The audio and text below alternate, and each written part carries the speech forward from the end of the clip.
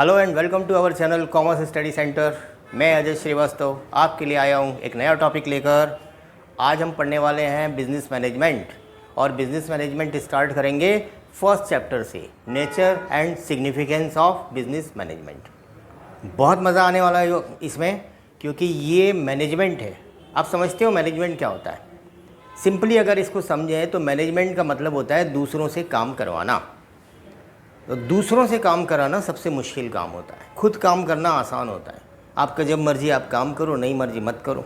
लेकिन दूसरों की मर्ज़ी को अपने तरफ से चेंज करवाना है, कन्वर्ट करना है कि नहीं अभी काम करना पड़ेगा, अभी ये टारगेट निकालना पड़ेगा।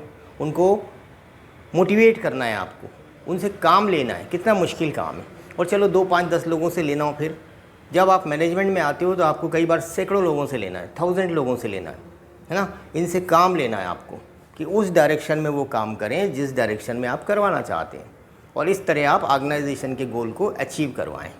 तो मैनेजमेंट बहुत मुश्किल काम है, लेकिन मैनेजमेंट सबसे अच्छा इसलिए है कि ये रिजल्ट देता है आपको ना। जिसका जितना अच्छा मैनेजमेंट उतना अच्छा उसका ऑर्गेनाइजेशन हो जाता है। तो मैनेजमेंट का काम बड़ा रिस्पॉन्सिबल काम है, मैनेजमेंट का काम बड़ा टैक्टफुल काम है, मैनेजमेंट का काम बड़ा आर्टिस्टिक वे में। इसमें आपको बहुत सारी चीज़ें सीखनी पड़ती हैं, सिखानी पड़ती हैं। मैनेजमेंट जिसको आ गया समझिए उसके लिए हर काम आसान हो जाता है। ठीक है, तो मैनेजमेंट क्या है, इसकी इम्पोर्टेंस क्या है, सिग्निफिकेंस क्या है, ये अपन समझते हैं।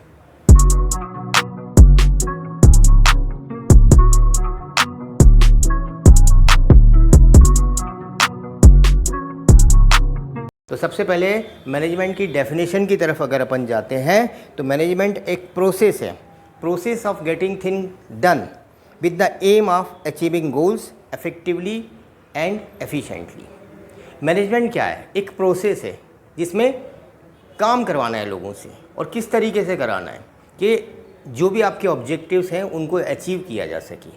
और उसमें भी कंडीशन है कि जो ऑब्जेक्टिव आप अचीव कर रहे हैं वो इफेक्टिवली होना चाहिए और एफिशिएंटली होना चाहिए। यानी पहला काम तो आपको लोगों से काम कराना है, दूसरा काम आपको टारगेट अचीव करना है, और तीसरा काम जब आप टारगेट अचीव करें तो वो इफ़ेक्टिव हो और एफिशिएंटली हो। ये 2 वर्ड आपको परेशान कर रहे हैं कि ये इफ़ेक्टिव और एफिशिएंटली क्या है। इफ़ेक्टिव का मतलब होता है टाइम पर काम पूरा करना। अगर हम कोई काम करते हैं और वो टाइम पर पूरा नहीं हो रहा तो वो किसी काम का नहीं है। मान लीजिए आपको यहाँ से स्टेशन जाना है और एक गाड़ी पकड़नी है, आप टाइम पे नहीं पहुँच रहे, बाद में पहुँच रहे हो या बहुत पहले पहुँच जाते हो, तो वो बेकार है। तो टाइम पे आपको पहुँचना है, 2, 4, 5 मिनट 10 मिनट पहले आप स्टेशन पहुँच जाएं गाड़ी के टाइम से। तो ये काम अगर आपने कर लिया तो ये टारगेट पूरा कर लिया, है ना। कोई आप मैन्युफैक्चरिंग का काम कर रहे हो तो उसमें कोई चीज़ बना रहे हो, आपके पास ऑर्डर आया हुआ है कि भैया आपको जुलाई में एंड तक ये सप्लाई करना है। अगर आप जुलाई एंड तक कर देते हो तो वो इफेक्टिवली हो गया। तो इफेक्टिवली का मतलब होता है कि जो भी आप काम कर रहे हो वो टाइम पर ख़त्म होना चाहिए। अब आ जाओ एफिशिएंसी। एफिशिएंसी की बात करते हैं अपन कि किस तरह से एफिशिएंसी होती है। एफिशिएंसी में कॉस्ट फैक्टर आ जाता है।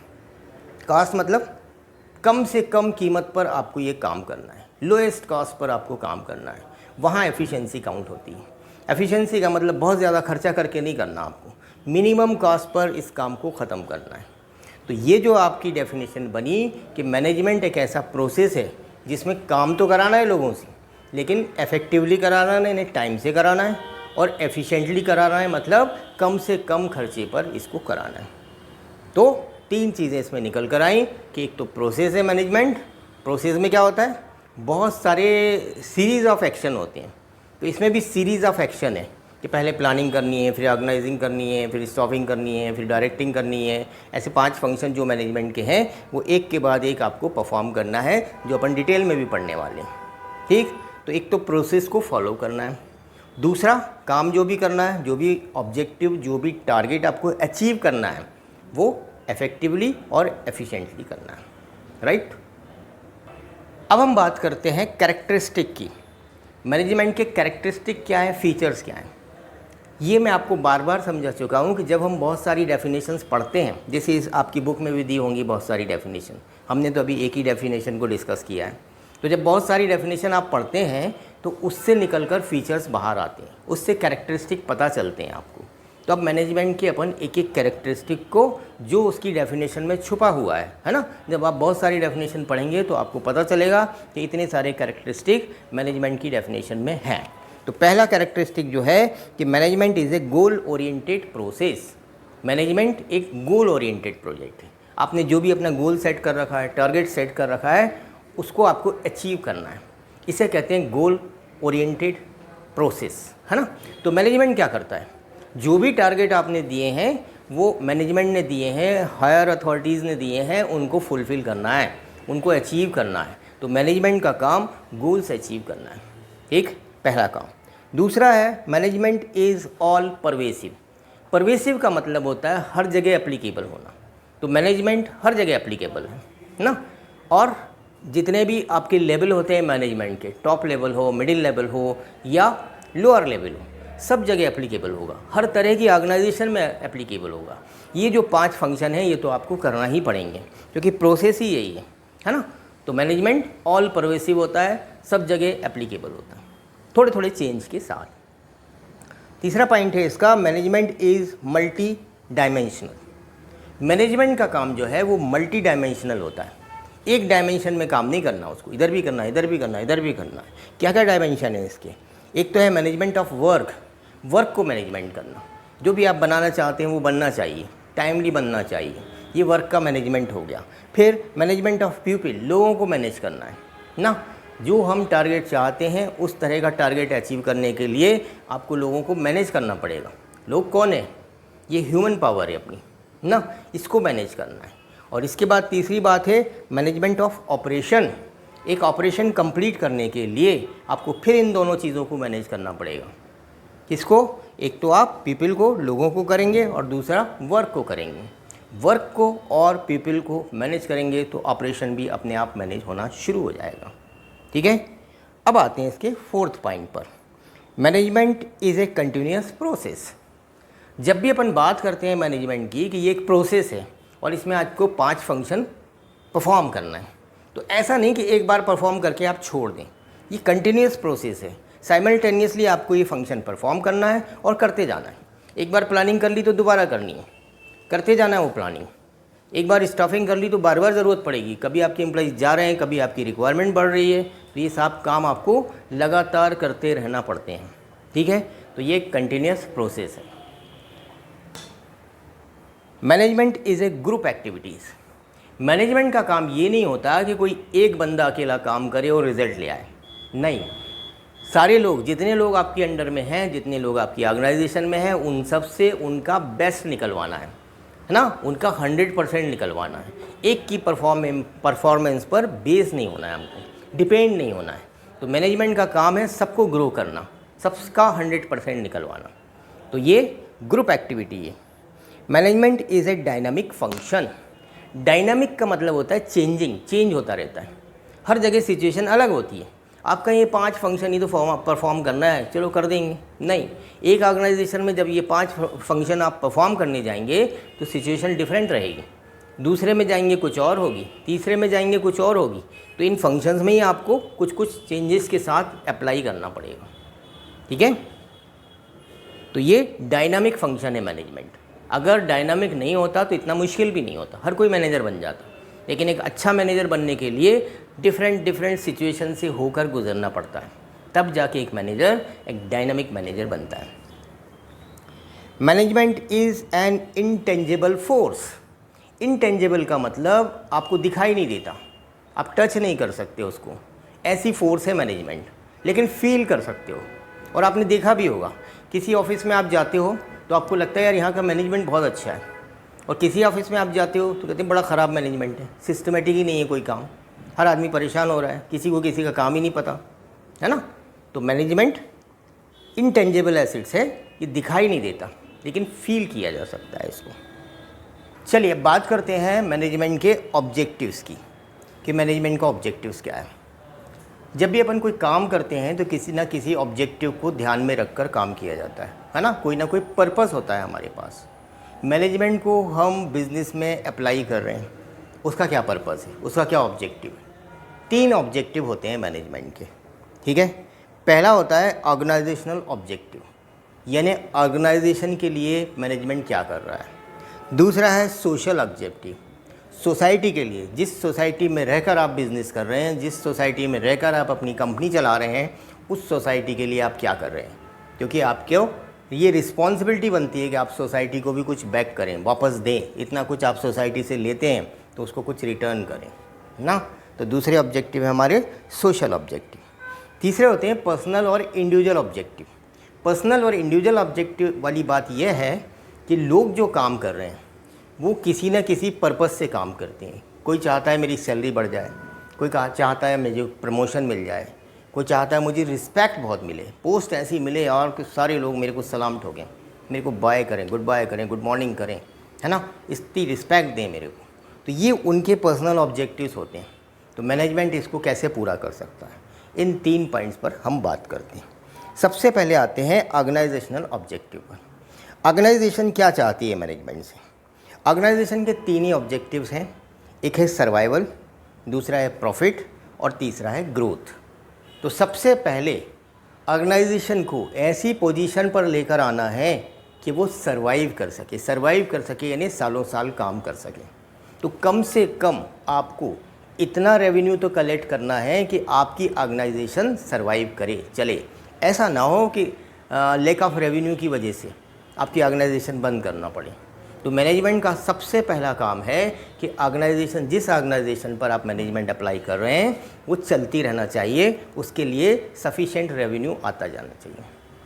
अब अकेला रेवेन्यू आता रहे, इनकम हो, एक्सपेंसेस हो, है ना, तब तो बात बनेगी।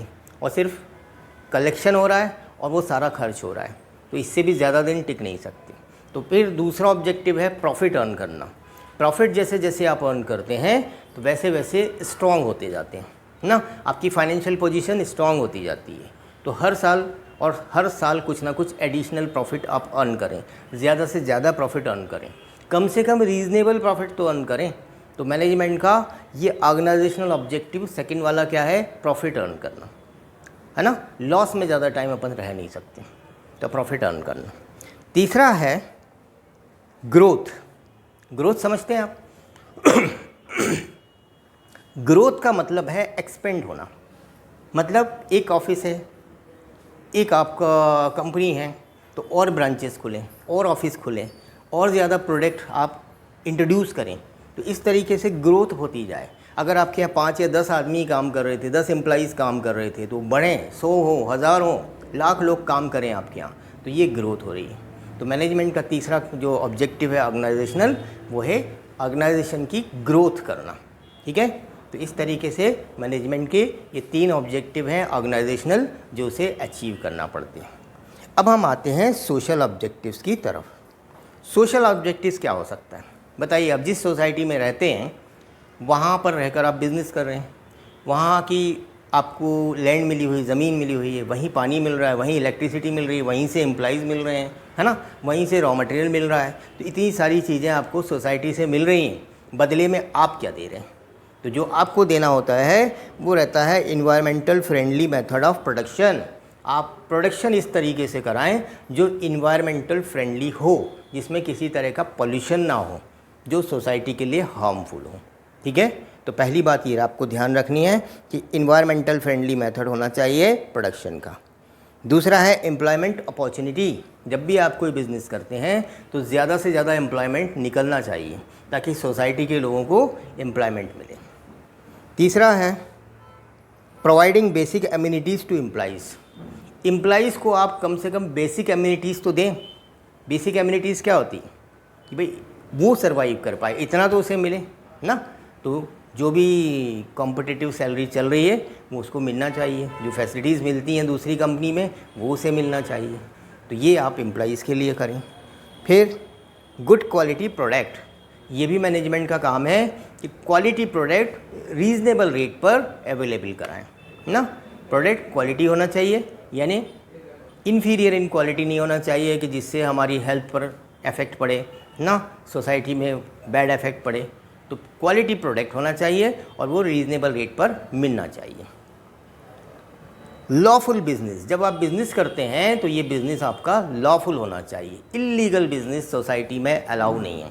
तो जो भी आपका बिजनेस है वो लॉफुल होना चाहिए, लीगल होना चाहिए। और last, avoidance of unfair trade practice. जब हम बिज़नेस करते हैं और सोचते हैं कि प्रॉफिट अर्न करना है, तो कई बार क्या होता है कि हम अनफेयर ट्रेड प्रैक्टिस करने लगते हैं। कंपटीशन की वजह से कुछ ऐसी गलत चीज़ें करने लगते हैं जो सोसाइटी के लिए ठीक नहीं है। ठीक है, तो इससे बचना चाहिए। तो ये हमारा सोशल ऑब्जेक्टिव्स है। अब आ जाए हम पर्सनल ऑब्जेक्टिव्स पर। पर्सनल ऑब्जेक्टिव में सबसे पहले हमें पर्सनल नीड्स पर ध्यान देना है। पर्सनल नीड्स किसी की क्या हो सकती हैं? अभी मैंने आपको बताया, किसी को ज़्यादा सैलरी चाहिए, किसी को फैसिलिटीज़ ज़्यादा चाहिए कि अच्छी पोस्ट हो, कार फैसिलिटीज़ मिली हो, घर में रहने के लिए मिला हो, सर्वेंट मिले हों, है ना, वो उनकी नीड्स हो सकती है। किसी को स्टीम चाहिए कि रिस्पेक्ट बहुत मिले, ऐसा जॉब हो। तो जो उनकी नीड्स हैं वो उनको फुलफ़िल हो। दूसरा है सोशल नीड्स।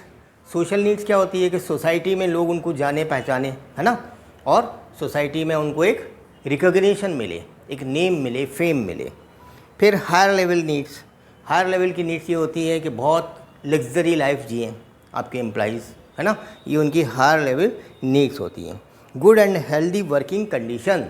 और सबसे बड़ी बात ये होती है कि जहाँ पर भी वर्कर्स काम कर रहे हैं, एम्प्लॉइज़ काम कर रहे हैं, वहाँ पर वर्किंग कंडीशन बहुत अच्छी होनी चाहिए ना, उनको परेशानी नहीं होना चाहिए। यानी जहाँ काम करते हैं वहाँ अच्छी वर्किंग कंडीशन उनको मिलना चाहिए कि काम करने में मन लगे, एफिशिएंसी उनकी बढ़े और उनकी हेल्थ पर कोई बैड इफ़ेक्ट ना पड़े। तो ये हैं मैनेजमेंट के ऑब्जेक्टिव्स। तो आज हम इस चैप्टर को यहीं ख़त्म करते हैं। बची हुई चीज़ें हम डिस्कस करेंगे अपने सेकंड पार्ट में। ठीक है, तब तक के लिए थैंक यू वेरी मच। आपको अगर ये वीडियो पसंद आया हो तो इसे शेयर करें, लाइक करें, सब्सक्राइब करें और बेल आइकॉन ज़रूर दबाएं, है ना, ताकि आपको हमारे नए नए वीडियो टाइम पे मिलते रहें। Once again thank you very much, see you.